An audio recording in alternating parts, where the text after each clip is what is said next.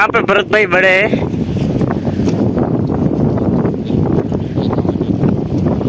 hello finally एक मળી ગયું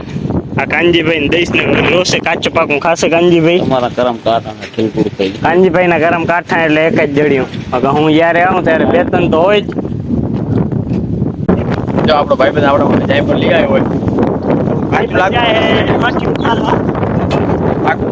એક જ ડાયપરમાં એક જ ડાયપર હતો એ આપણે ખાઈ લીધો ભાઈ નું ડાયપર આખું ખાલી થઈ ગયું હોય આ ભાઈ જો નવો જુગાડ કરી રહ્યા છે અત્યારે જો છે ને આવી રીતે અમારે અહીંયા હાથી ઉકળે છે ભાઈ ટ્રેક્ટર લઈ આવ્યા હતા પણ આટલું ઉતારીને ભાગી ગયા હતા એટલે એના જ કારણે હવે એને જ ભોગવવું પડે છે ભરતભાઈ કહે કે તમે ટ્રેક્ટર શું કામ લઈ ગયા હતા એ તમે જ ઉકળી નાખો